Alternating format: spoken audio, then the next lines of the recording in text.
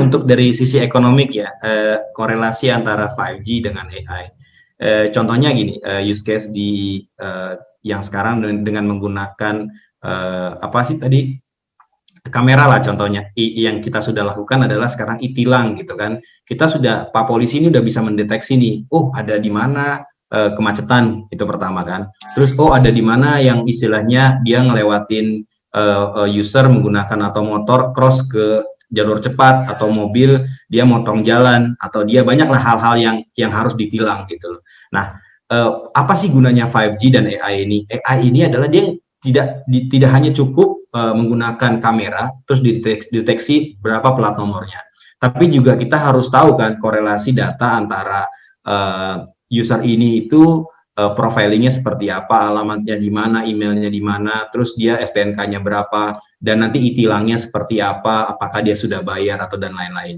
Dan juga dari sisi traffic juga kan, bagaimana caranya mengatur misalkan nanti kemudian hari lampu merah misalkan dengan menggunakan AI, misalkan ada kemacetan, nah yang mana jalurnya yang kosong seperti itu. Dan juga 5G-nya gunanya untuk apa? Ketika menggunakan CCTV, datanya itu kan besar ya dalam menggunakan video yang kita harus upload ke server. Mungkin servernya Pak Polisi ada di Jakarta contohnya, karena servernya tilang tuh hanya di Polda contohnya seperti itu kan memakan waktu kan, dia harus mengirim paket video dalam bentuk mungkin JPEG seperti itu kan.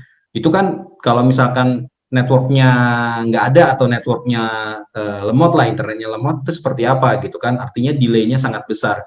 Nah 5G ini berperan supaya sebagai pipanya yang tadi Yudi bilang, dengan pipanya yang besar, internetnya super cepat dan menggunakan network slicing, dengan AI ini sendiri dia akan bisa menggunakan artificial intelligence untuk mengimprove use case-nya. Dan juga banyaklah use case-nya yang untuk 5G khususnya di industri gitu loh, industri-industri di perkapalan, mungkin industri di manufaktur, industri yang menggunakan mesin gitu. Contohnya akan menggunakan robotik. Di sini ya di Jerman itu sudah digunakan namanya private network. Jadi si company itu punya network sendiri, contohnya BMW, Mercedes-Benz, Audi. Jadi mereka membangun 5G menggunakan ongkosnya dia sendiri. Dia dikasih spektrum nih sama pemerintah. Dia bikin infrastruktur sendiri, dia memanage sendiri. Gunanya untuk apa? Yaitu menggunakan AI itu sendiri. Jadi dia menggunakan tangan robot untuk membuat mobil yang tadinya harus